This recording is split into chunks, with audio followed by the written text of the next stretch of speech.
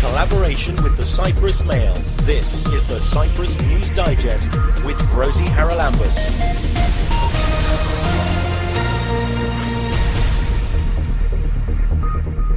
Coming up this week, a fascinating series of lectures run by the Cyprus Circle. And most of these topics we feel are topics that have either been misrepresented by politicians in the media or not spoken about at all. We'll hear about the work of the Cyprus branch of the International Association for the Promotion of Women of Europe. Empowerment has a lot to do with pushing women to do a lot of things out of their comfort zone. And we'll talk in depth with former Finance Minister Michalis Tsaris about the crisis in Greece. The Greeks have made it very difficult for anybody to be forgiving and understanding the rhetoric, the theatrics. The Cyprus Circle is being held at the Point Centre for Contemporary Art in central Nicosia. It's a collaboration of young startups and NGOs who are working together to identify common goals, create partnerships and overlapping initiatives. One of the organisers is joining us on the Cyprus News Digest. He is Dimitrios Ikonomou. Dimitrios, you've just got back, I think, from your studies to a country which is not quite in the same shape as Greece, but it's pretty tough for young people. So is this, in a sense, a way of getting together educated young Cypriots to do something for our society? Well, in a way, yes. I think that Cyprus has, more than anything, more than any other country in the EU, a very well-educated youth. Most people under the age of 25 hold at least one degree, if not a master's degree, at least a bachelor's. So what we have in Cyprus is a very well-educated youth not being put to good use. How are you hoping that this series of debates, and I noticed that it's called the first annual Cyprus cycle, so that presumably means this will be the first of something that happens now every year? Hopefully, yes, every year. This is the first one. This is sort of a test trial. So many of the NGOs who are in this Cyprus Circle already know each other. But for the next ones, we're hoping to create a database of young NGOs and startups and create themed Cyprus Circles in which we bring people who don't know each other together and work on a common goal. As well as the Cyprus Circle, part of the Cyprus Circle are the To The Point debates, which are these debates we are organizing on topics which we feel are either misrepresented or underrepresented in contemporary Cypriot culture. Now, you had the first one last night, and they continue every Thursday throughout July. Do run through, the Truth Commission. Should we have a Truth Commission? That was a pretty heavy topic to start off your circle of debates. Yes, it was, and we feel that it's one of the most important topics in the current situation in Cyprus when we're moving towards a solution. And most of these topics we feel are topics that have either been misrepresented by politicians in the media or not spoken about at all. So the next debate will be regarding the architecture of Cyprus and attempting to create a national identity through our architecture. The debate after that will be regarding the role of the UN in Cyprus, which we feel is very important, especially now. The UN, we feel, has been notoriously silent regarding what it does on the island and how it operates. And even if it is operating in good faith, there is a total ignorance from the Cypriot people as to what they're doing, which is a huge problem, especially if we're trying to move forward with a solution and we're moving with the help of the UN toward a solution.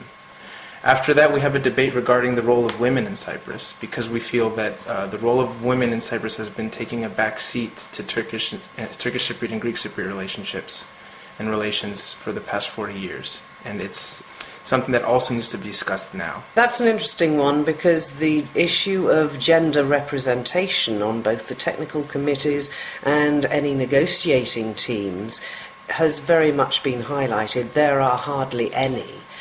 And you, I presume, have a pretty good gender mix in your Cyprus Circle. Yes, we do. Yes, we do, absolutely. And the female voice is one that needs to be heard at the negotiating table this time around. It wasn't last time. And Esperida is actually very conscious of that, and they're creating a gender advisory committee. So how that Gender Advisory Committee will operate is something that we want to explore with this next debate. Right, now then you've got the Point Centre of Contemporary Art, I think, for the whole month of July. That's correct, yeah. And it is a central place. How are you going to attract people down to take part in these debates? I know that the space is limited, so Yes. you're only looking at about 60 or 70 people for each Yes. debate. Yes. But nevertheless, that would be a start, wouldn't it? That could then spread out and perhaps continue the discussion in the coffee shops. Exactly. That's one of the goals, to create a coffee shop discussion that will spread through the island. Hence the name Cyprus Circle. It's a play on Paris Circle or Vienna Circle and the coffee shop debates that took place in the 1900s around Europe. Right now, we're basically advertising these debates through word of mouth and through select invitations, though it's open to everyone. And it's been met with a lot of enthusiasm. We're expecting to fill the space for every debate. And we have enthusiasm from people very high up in politics as well as media who want to come and listen. So we're hoping that these debates do actually spark real conversation around the island, which is their goal. Tell me a little bit about the NGOs and organisations that are partnering with you on this, because there's quite a long list of them. There is. For now, we have the CypriotPuzzle.org, which is a website whose main goal is to inform the Cypriot population in an objective manner regarding current events and topics. We have AIPFE Festival, which is a cultural festival which happens once a year in villages across Cyprus, where they highlight contemporary Cypriot culture, historical Cypriot culture, Cypriot music, and it's a wonderful event. This year it's going to be in Lofu from the 10th to 12th of July. There's Voicing Stories, which is an initiative that attempts to create an oral history of Cyprus through interviews. There's the Green Line Project, which is a project where we're trying to create a film within the Green Line to help raise awareness for the current situation in Cyprus internationally. There's Utopia Collectiva, which is an organic food collective, which are handling not only the food for most of our debates, but also creating these symposia every Tuesday, which are by invite only, where we do themed discussions with a closed group of people in an attempt to, bring people together and create a culture of conversation. And then you've got the To The Point debates. And To The Point debates, which are the debates that are happening every Thursday. Yes, that's correct. Where can people find out more?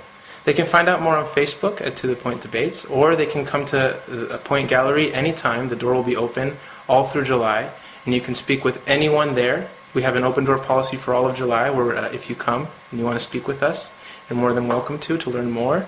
We offer free coffee, and anybody who wants to come and talk, we would love to have you. Regardless of age, because you are Absolutely. young people, but I guess that at some point you're going to reach out to the older generation as well. That's actually part of it. Andre, who owns Point Gallery, is very active in youth groups and is trying very actively to create an overlap of these two circles to see how we can help each other. And I think that this culture of mutual support is one that needs to be fostered, and it's part of the goal of what we're doing now. And we should add that on Wednesday at 8 o'clock, Wednesday the 22nd of July, you've got an exhibition opening, so a little bit about that. That's correct. We have an exhibition opening in which we will be showing works that were done at the AIPFE Festival this year, as well as works done by the Cypriot Puzzle, Voicing Stories, and by other groups that are part of this first Cyprus Circle. So And that will run right the way through till the end of the month? Till the second week of August. Apart from the Facebook page, any other way people can get in touch? You can also get in touch with me by email if you'd like. And your email? My email is dimitrios.economou@gmail.com. Keep up to date with events in Cyprus and around the world with the Cyprus News Digest. The International Association for the Promotion of Women of Europe, or AIPFE, had its inaugural session of the new board last week, and the president is Anna Kokidis Prokopiou. Anna, what was the idea behind the Vision event? Because you had all the board members there, I think, but you had a special male guest. Yes, we had Andreas Mesaridis with us, who's a professional brand strategist, and kindly enough, he offered his services pro bono to the organization, as we're a volunteer organization, and he spent quite a substantial amount of time with us, so we could build a strong team The board became a very strong team throughout this process, and to come up with the values that would specify our actions for the next 3 years or so when the term of this particular board will expire. So what are the actions going to be? I mean, what are the aims of AIPFE? Well, AIPFE was created in Brussels back in 1987 by Rosie, who was a member of the European Parliament, and then she became the Vice President of the European Parliament. She actually promoted a lot of the legislation that has to do with, let's say, women's issues, even though I don't like to call them that. And she campaigned for a lot of important legislation on gender equality, maternity leave, and so on and so forth. So Rosie had the idea that an NGO should be created to promote the idea of European identity to all the members, all the potential members of the EU who wanted to join. And in doing that, to engage women in civil society activities. So basically the aim was twofold: to make people understand better what the European Union was all about and what kind of benefits women could actually get by being members of the European, citizens of the European Union, and by being involved in civil society activities, as a lot of new opportunities would possibly come up through accession. And the vision for the Cyprus board, you outlined it last week. What is it? Well, in 3 words, we empower, we motivate, and we connect people. So this basically summarizes very concisely how we feel about the actions that we're planning to take through a 3-year action plan that we have laid out. Empowerment has a lot to do with pushing women to do a lot of things out of their comfort zone. And we managed to do that through a lot of work we do, workshops and training sessions, and through the European projects we participate, especially Women Fit for Business, which is a special scheme for young unemployed university graduates who have a lot of academic qualifications, but not the soft skills and the perseverance to get themselves established in the workplace. Now, Motivate, we offer a lot of endorsement for our members. We have sponsored a lot of people as an NGO to do things in the European Parliament, to take up a lot of internships, to apply for a lot of positions in the European Union. And of course, by connecting people, we encourage participation in civil society activities of other organizations and other platforms. For example, we're members of the Cyprus Women's Lobby, which is a network of a lot of different women's organizations in Cyprus, and we encourage our members to connect with members of other organizations and offer volunteer services for causes which are close to their heart. So where can people find out more? Because I presume that the bigger grouping you have, the better it is, because there's so much more networking to do. Of course, and so many more volunteers to be involved either as trainees or trainers in the projects we do. We're seeking mentors, coaches, business people, business organizations, and of course people willing to participate in the workshops that we offer and the work we do. They can check out our Facebook page because our website is currently under construction. AIPFE Cyprus, Women of Europe. That's AIPFE. Yes, absolutely. AIPFE Cyprus, Women of Europe. And of course, you want to contact us for particular details of programs we offer, you can of course send us an email at aipfewomenofeurope@gmail.com, or they can call 99429974 for any specific queries they may have. And we should emphasize here that you have male members as well. This isn't just aimed at the female of the species, is it? No, it's really good to see that men are members. Men have participated in a lot of the projects, and we have Greek Cypriots, Turkish Cypriot members, and people of many other nationalities, because as Women of Europe, we do not draw distinctions across national identities or religious affiliations or political affiliations. You can just be yourself and be a member of Women of Europe. Anna Koukidis Prokopiou there, the current president of the board of AIPFE Cyprus, that is the International Association for the Promotion of Women of Europe. This is the Cyprus News Digest with Rosie Charalambous. The ongoing saga of the Grexit after the referendum continues. Joining us on the programme this week, it's a great honour to have back with us former Finance Minister of Cyprus, Michalis Saris, who has also worked with the World Bank, I think, and many other big organisations. Michalis, first of all, your take on what's been going on for the last actually 5 months. It's not just the last 2 weeks, is it? Yes, it's really an unfolding drama. I think with the ultimate victim, the Greek people really, who have to suffer the consequences of whatever comes out. I think it's fairly clear now, without assigning any blame to start with, that 5 valuable months have been wasted, meaning that we are broadly now where we were when all this adventure started. Then there is, of course, a very big question now. Are we close to an agreement? Will it be possible for Greece to come up with a plan that would be acceptable to the institutions and to the governments of the member countries that will be asked to ratify this program? Because, as you appreciate, we are now out of the programs that were already ongoing, and it was relatively easier in the sense that you didn't need all the formalities of parliaments. So a program that would pass that test and at the same time it would be acceptable to the Greek people, because, as you know, the current government made many promises, most of which clearly cannot be fulfilled, at least in the short term. I think there's a feeling in Europe that any reform package proposed by Greece needs to be passed by their parliament before it will be accepted by the lenders. That indicates a complete lack of trust now in the Greek government keeping its word. That is an underlying theme that I think has poisoned the whole process.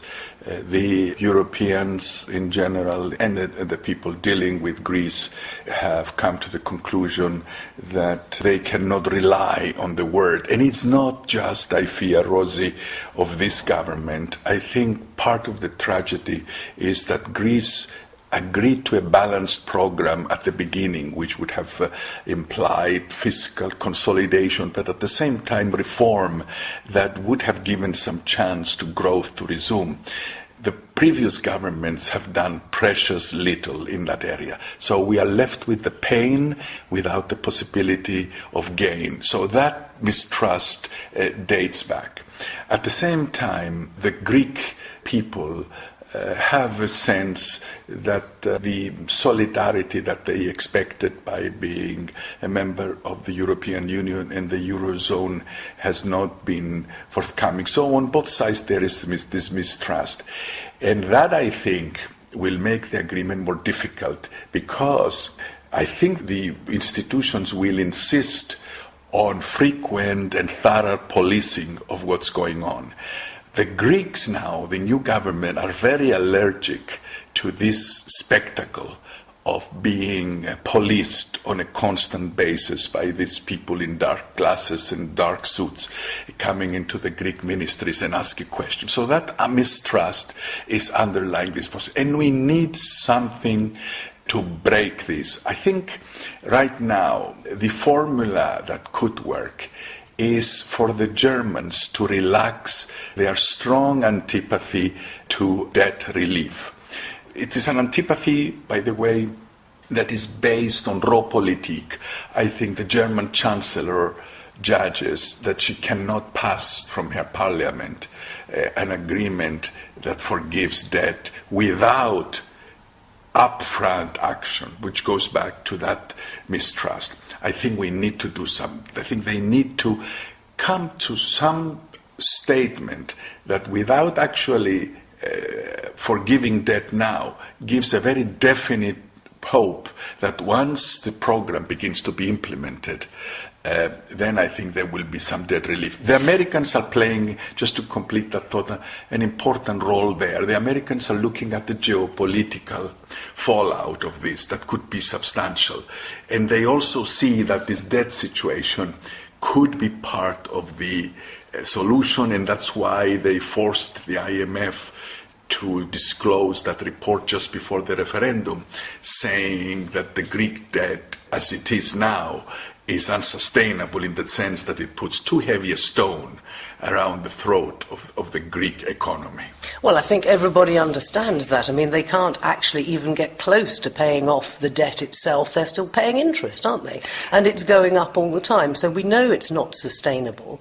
But having said that, you've got a situation where the Greeks are saying, first, you must give us debt relief, then we will do reforms. And you've got the Germans and the rest of the Eurozone saying, no, first you need to propose and pass your reforms, and then we'll talk about debt relief. They're still playing chicken.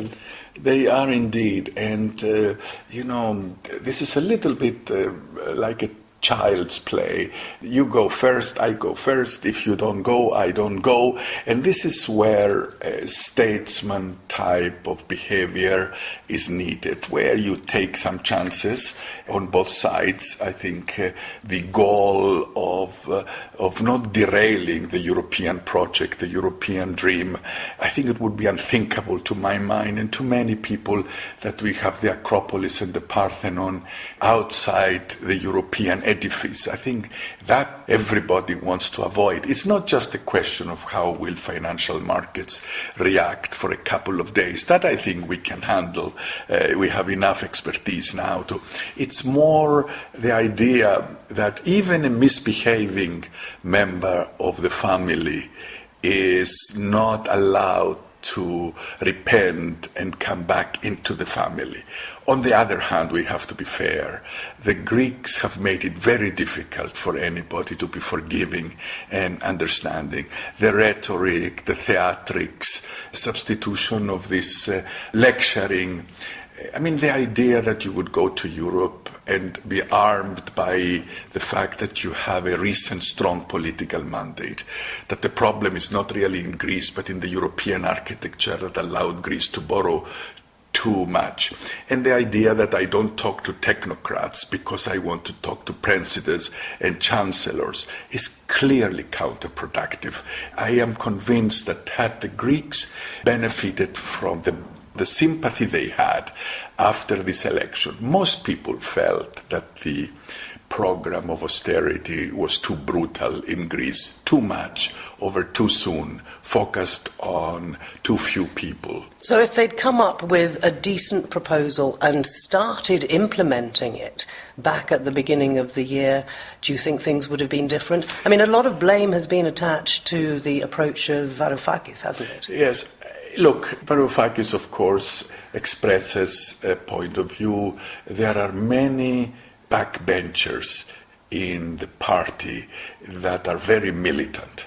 Actually, it is a bit, in my view, with all due respect, they live in a different age. I mean, the clock for many of them has stopped at the time of the antagonism between the Soviet Union and the United States. They believe in that a centrally planned economy in which the government is compassionate to the workers and all these things, which unfortunately life has moved on. Europe now believes in a system of mixed enterprise with market forces really being the guiding principle.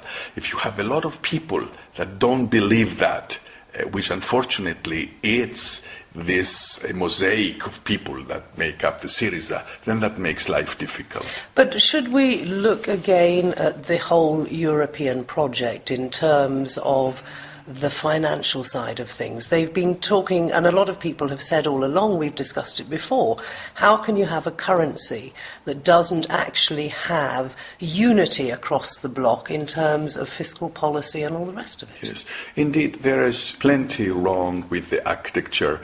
It was a project that had political motive. When Germany was reunified, a message had to come from Germany that we are committed to a peaceful Europe, and the euro euro was part of it. But because they could not agree to go all the way, for example, to have a federal budget like in the United States, at the time that the euro was put together, many people expressed doubts. They made comparisons with the United States.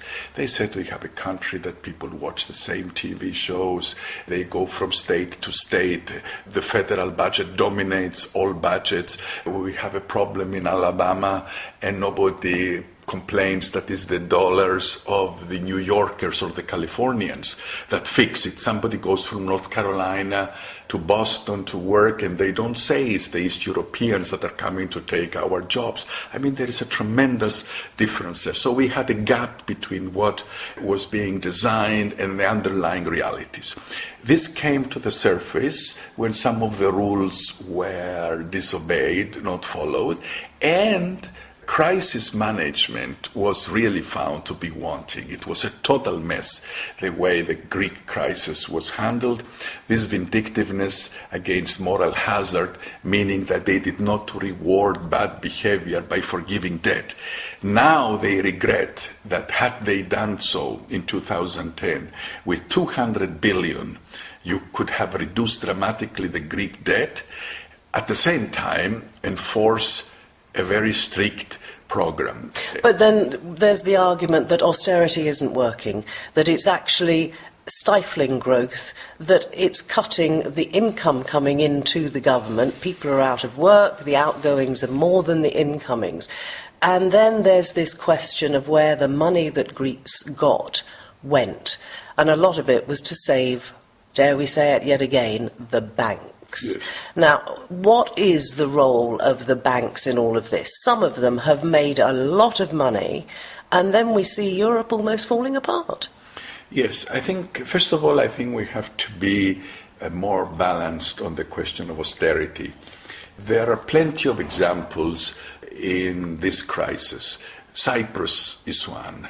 Ireland is another, Portugal is another, Spain is another, where a more balanced program of fiscal consolidation, which is really the proper name of austerity. Austerity really means that you have to stop living beyond your means. And the question is how? Because you cannot continue forever spending more than you have if nobody will lend you the money. So there, I think... But can I just stop you there? For years and years, when it was obvious that Greece wasn't implementing those fiscal consolidation measures, the reforms and so on, they kept getting money lent to them. And so they were basically being helped to dig themselves into a deeper hole. I think that it's a fair comment.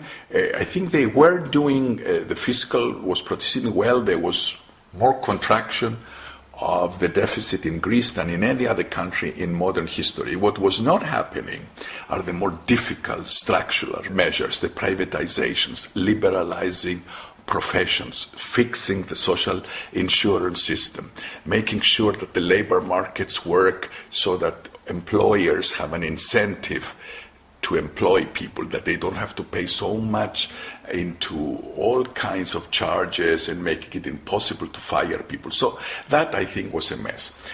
I think it is also fair to say what you just said, that the first assistance that went to Greece was designed as much to help Greece as it was to help the European financial system by bailing out primarily German and French banks, which have lent to Greece too much money before. So they were able to get their money back. We in Cyprus were dramatically victimized by that because our two big banks lost about 4 to 5 billion. The Greek banks got their money through more borrowing. So there it was a complete mess. But the Europeans justify that by saying, look, we have to worry about the stability of the financial system all over the place. And Greece happened to be the first country in which this mess emerged. You're a banker, I'm certainly not, but my understanding is that good banking practice looks at risk before it lends. Yes. Risk not just in Cyprus, was seriously underpriced, seriously underestimated on the altar of quick profit. There were many things that made it easier. For example, the implication that you could lend to any country in Europe and somehow the Europeans collectively would pay you back if that country failed. That's the only explanation of why people were lending to Greece at the same interest rate as Germany, when they knew that the fundamentals were completely wrong. Banking, bank boards, bank governance, bank management failed. Bank supervision failed even more, guided by the European Central Bank that advised the so-called light touch supervision. Trust the banks to make the right decision. A terrible mistake. So a combination of all these factors and a lot of bubbles in the economy. For example, in the Cypriot economy, it's not just that they were lending too much, but they were lending too much in the wrong sector, that is the construction sector, where there was a huge bubble. When the music stopped, not enough chairs for people to sit down, and you have this big crisis. So yes, the banking behavior is at the heart of this problem. So what's to be done? And it's interesting that you also mention the fact that the reforms not carried out are the difficult ones in Greece.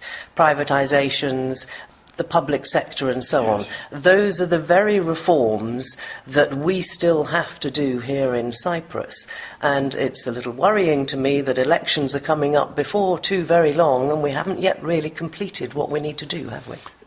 Absolutely. I think on the public sector, we are now making progress in, I think, thinking through and coming up with good ideas of how to create more incentives to align pay to performance. I think the minister at the presidency and his team are doing good work. And I believe that the unions that have not been in the past particularly forthcoming, particularly during the good years where it seemed like, let's join in this party, I think now they understand that things have to be different. So I am hopeful that in the public sector we will have changes in the right direction. On the privatization front, again, there is too much ideology. It's a very practical issue. I think some things will be easier than others. I think in the telephone business, I think we should be able to move fairly quickly. I think any blockage there, in my view, it doesn't make sense. I think it could go. It will be more difficult in power, because it's a big mess there. It's a small economy, production is antiquated, there are too many people working. So there, I think it will take more time. But we are fortunate in some sense here in Cyprus, because I think the institutions of the Troika does not want to make another case of where things are not going right. So we are going to get the benefit of some time that while Greece looks so terrible, people that are sort of three-quarters right, they look like angels. So I think we should make good use of that credit of time. And back to where we started and the possibility of a Grexit. What would be the implications for Europe? We know what the implications are for Greece, I think, but how would it impact on the rest of the Eurozone? They do say they've got firewalls in place. What do they mean? Well, I think they mean most of the Greek debt now is owned by the IMF, the ECB, and European countries. So it is spread around. It is not a detail, but it is not the same as having put a lot of financial institutions in jeopardy. So from that point of view, the impact will translate into, I believe, higher borrowing rates as people begin to factor in the risk that this could happen elsewhere. So we will ask for a premium if we're going to lend to Cyprus, to Spain, Portugal, Italy, some of the countries that have substantial debt problem and are also hesitating in some of the things that need to be done. But overall, I think the psychological impact, the first country to come out, it was so unthinkable that there are no provisions of what you do if a country leaves the Eurozone. What do you do with it? That's what I fear. They fear the worst, I think, and that's why they ask the 28 to gather on Sunday to ask them and to pass a resolution that if Greece goes bankrupt and leaves the Eurozone, it is allowed to stay in the European Union and gets into the road of perhaps coming back at some point. The problem actually is that nobody really knows because we're in uncharted waters, aren't we? Absolutely. We really don't know. We really don't know. And I think we should not want to find out. I think it is one of those things that it's an experience that we don't want to live. Particularly we Greek Cypriots and Cypriots in general, we are close to the seismic event and we're going to feel it more than others. Not in ways that are traditionally, but I think, for example... Well, we have a lot of business ties with Greece, we have a lot of there business, will be fallout. but also, do you know, most of us called our Greek friends to say, my friend, we are near you. Just like they called us in March of 2013, saying, my friend, you have friends here. So there is a lot of solidarity on a family-to-family basis, because these are very, very difficult times, I think.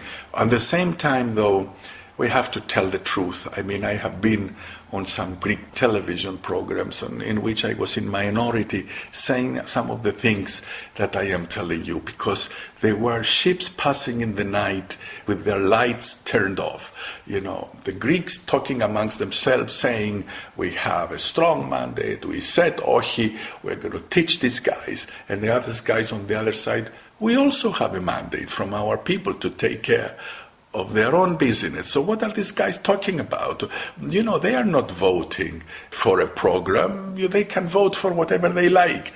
And then somebody has to say these things, that we really need to be serious and say, put something down and go back and forth.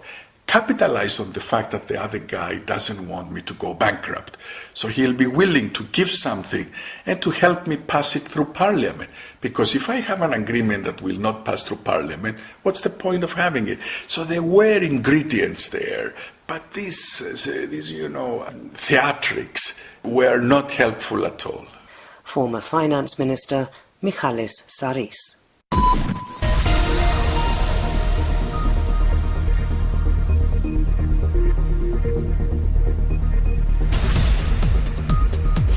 Well, that about wraps up this edition of the Cyprus News Digest. Many thanks for your company. Hope you'll join me next week. Till we meet again, take care and God bless. Bye-bye now.